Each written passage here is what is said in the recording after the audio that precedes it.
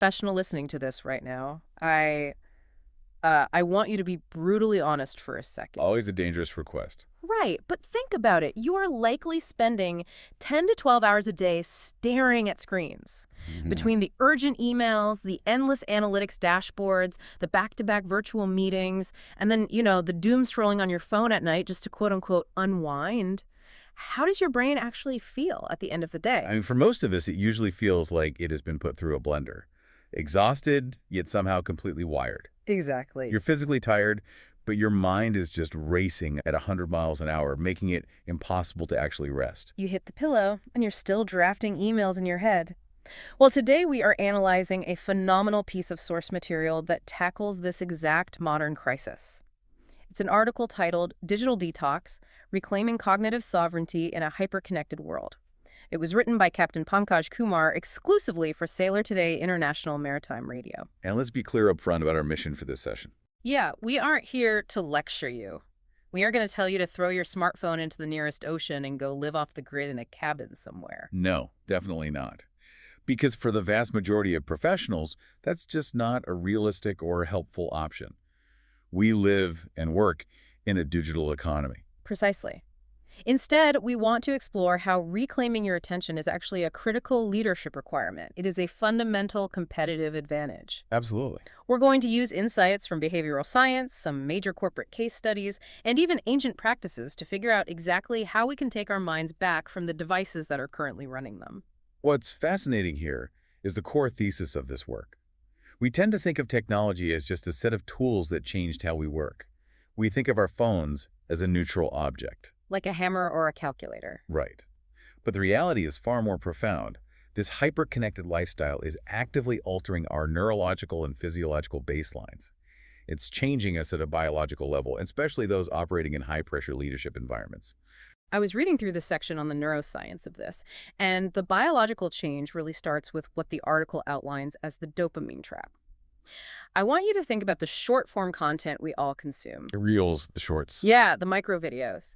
I learned that these are explicitly designed using what behavioral scientists call variable reward loops. When you sit down and start swiping, your smartphone is essentially functioning exactly like a casino slot machine. That is a perfect analogy. The unpredictability is the point. Right. You pull the lever, or in this case, you pull down to refresh your feed, Yeah. and you don't know what the next post or video will be. It might be boring, or it might be highly entertaining, but that anticipation of a potential reward keeps your thumb moving. It keeps you locked in. And the data on what that constant anticipation does to our brains is staggering. We have findings from the Harvard Business Review showing that frequent digital switching, which is jumping from an email over to a Slack message, then to a dashboard, and quickly checking a social feed, can increase your mental fatigue by up to 40%. 40%. Just from shifting your visual focus from one app to another. Yes. And the reason this matters so much to a leader's day-to-day life is that every single switch and every single swipe releases a tiny hit of dopamine. Eventually, your brain reaches a state of dopamine saturation. Which conditions your brain to expect constant stimulation. Exactly. If you've ever felt yourself getting inexplicably irritated when a web page takes more than 3 seconds to load, or when someone is speaking slightly too slowly in a meeting, that is the dopamine saturation talking. It actively makes you less patient and far more emotionally erratic in your daily life. Okay, let's unpack this, because the toll isn't just invisible and mental. I was shocked to read about how intensely physical this is, too. The physical externalities are wild. We have to talk about something called text neck. Oh, the posture statistics. I read this stat in the article, and I immediately caught myself slouching. It says that just the simple, everyday act of craning your head forward to look down at your phone can put up to 27 kilograms of strain on your cervical spine. Is that actually accurate? Because biologically, that sounds impossible. It sounds impossible, but it comes down to basic physics. The human head weighs about 10 to 12 pounds in a neutral position. But as you tilt it forward, the gravitational pull on your neck increases exponentially. So the angle is what does the damage. Right. At a 60-degree angle, which is how most people look at their phones, it exerts about 60 pounds or 27 kilograms of force on the cervical spine. Imagine carrying an 8-year-old child around on the back of your neck for 4 hours a day. That is terrifying. Just an invisible, crushing weight that we're completely ignoring while we check our notifications. It is a massive physical burden, and it What? goes well beyond posture. There is a documented condition called computer vision syndrome, or CVS. If you're spending your day staring at screens, there's a 50 to 60% chance you are actively experiencing the dry eyes, blurred vision, and chronic tension headaches associated with it. Wow. If we tie this back to the high-stakes environments discussed in the Sailor Today article, the implications become incredibly serious.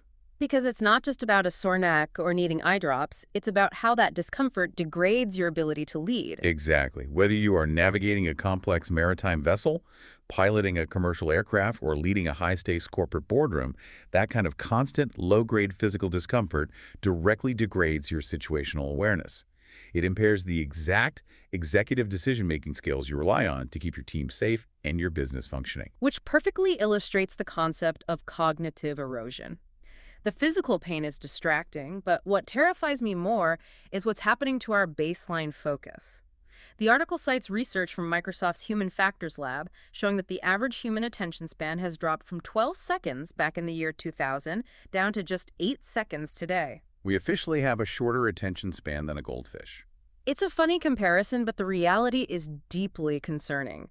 That 4-second drop represents a massive loss in our capacity to do deep, strategic, uninterrupted work. And it leads directly into the temporal economics of all this. Yeah. The sheer, quantifiable amount of time we're bleeding away without even realizing it. It's a literal time drain. A comprehensive study by Rescue Times, highlighted in our sources, showed that professionals lose an average of 2.1 hours every single day to digital distractions. 2.1 hours every single day. Correct. That adds up to over 500 hours a year, just gone. Evaporated into the ether of group chats and infinite scrolling. If we connect this to the bigger picture, you start to see the deliberate architecture of these platforms. Apps use features like infinite scrolling and autoplay specifically to remove what behavioral scientists call natural stopping signals. Can you explain what a stopping signal is for those who might not be familiar? Absolutely. Think about the physical world. A book has a chapter end, a television show has credits, a newspaper physically ends when you turn the last page. Those are natural stopping signals. They give your brain a cue to transition to a new activity. But social media doesn't have that. In the digital world, there is no end. The feed just keeps loading. The next episode autoplays in 5 seconds. You have to actively expend executive mental energy to stop the activity, which dramatically accelerates decision fatigue. And perhaps the cruelest irony of all this hyperconnectivity is that it is actively breeding social isolation. The author introduces this devastating concept called absent presence.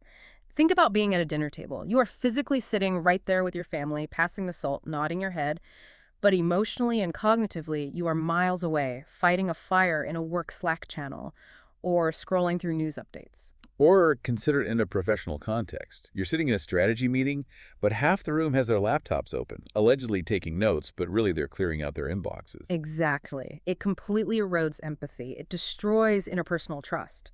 You are in the room, but you aren't actually there. Your team feels it, your family feels it, and it ultimately isolates you.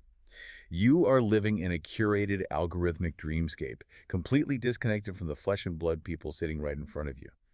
Over time, that erodes the foundation of any kind of effective leadership, which requires genuine connection and presence. Here's where it gets really interesting, though, because reading this, you might feel like it's a lost cause, but massive corporations are finally waking up to this crisis, and they are implementing some incredibly structured interventions to fight back. They are realizing that protecting employee attention isn't just a wellness initiative, it is actually protecting the bottom line. They absolutely are. When you lose 500 hours a year per employee to distraction, that is a massive financial hemorrhhage. The text breaks down 3 major corporate case studies that I think are quite revealing. First, you have Volkswagen. Over in Germany, they instituted an after-hours email blackout policy. A blackout policy. They configure their corporate servers to literally stop routing emails to employees' devices once the workday ended. I read that and I had to stop and think about it. Didn't that cause a complete panic? I know if my email got shut off at 5 p.m., I'd be incredibly stressed about the fires I was missing. How did Volkswagen handle the anxiety of being disconnected? It's a great point. And yes, initially there is a withdrawal period. But what the data showed was that once the boundary was enforced, the anxiety actually dropped. Because everyone was under the same rule, there was no longer a competitive pressure to be always on. The outcome was significantly lowered employee stress, less burnout, and a noticeable boost in productivity the very next day. When people are allowed to fully unplug, they come back sharper. Because their brains actually got the chance to rest and reset. They weren't in that state of dopamine saturation at 10 p.m. Exactly. Then you look at Deloitte. They took a slightly different approach by focusing on the physical workspace. They started creating strict technology-free meeting zones and mandated device-free leadership retreats. So no phones on the table, no laptops open during the brainstorm. None. And the results were fascinating. When people were forced to actually look at each other, make eye contact, and sit with their own thoughts instead of hiding behind a screen, Deloitte saw a drastic improvement in the quality of ideas being generated. It also led to a massive strengthening of interpersonal trust, directly combating that absent presence we talked about earlier. It forces people to be human again. And the third example was Google, right? Yes. Google integrated structured mindfulness practices, focus training, and digital usage analytics directly into their employee wellness programs. Instead of just telling people to work harder, they actively trained their workforce on how to manage their attention. Participants in these programs reported dramatically improved focus and a major decrease in chronic burnout. And this is why these corporate lessons are so vital for you right now, listening to this. Reclaiming your attention is a leadership skill. The strategies originally shared with the Sailor Today audience apply universally.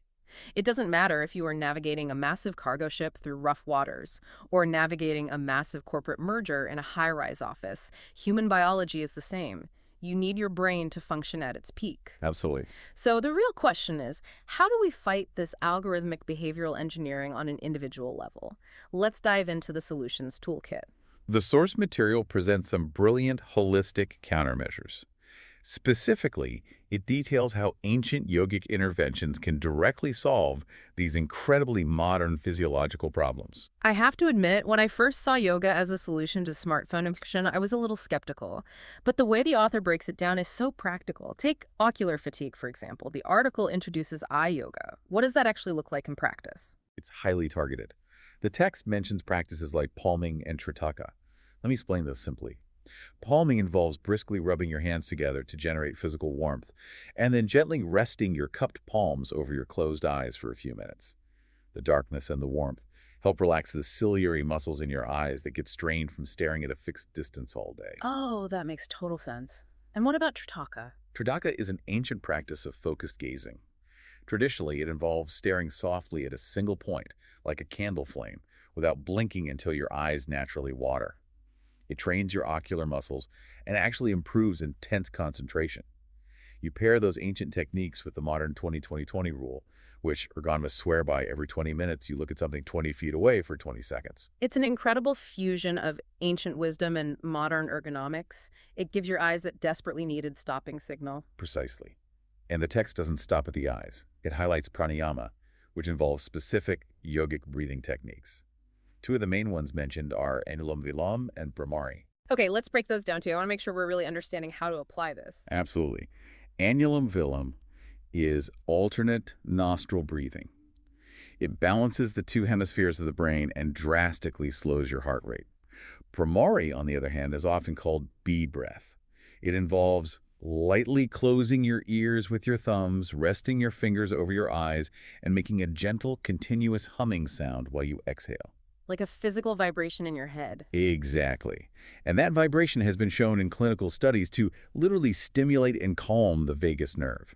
These aren't just relaxing activities you do on a retreat. They actively reset your autonomic nervous system.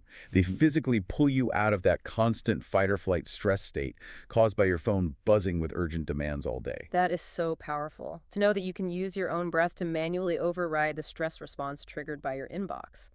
And the article also goes heavily into meditation, but it grounds it in hard neuroscience, which I loved. It does.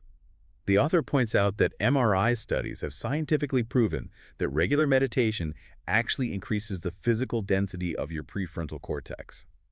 That's the part of your brain responsible for executive function, planning, and impulse control. So, if I'm understanding this correctly, all those variable reward loops and endless scrolling actively damage our attention span, but meditation can literally, structurally repair the neurological damage in the brain. That is exactly what the science is showing. It rebuilds the gray matter the distraction erodes. This means we aren't helpless here. We aren't just victims of the algorithm. You can take immediate organizational and personal steps starting today to rebuild that cognitive muscle.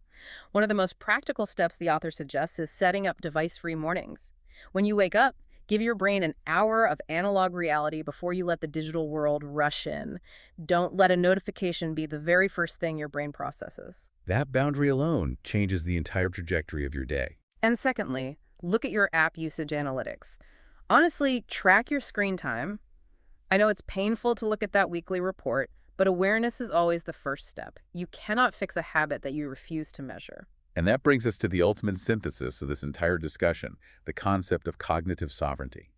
The goal of a digital detox, especially for leaders, is not about rejecting technology completely.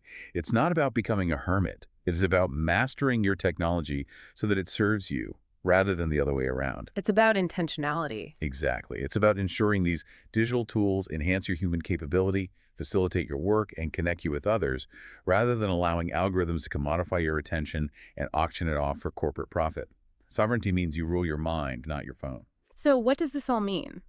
It means your attention is your single most valuable asset. More valuable than your time, because time spent without attention is just wasted time.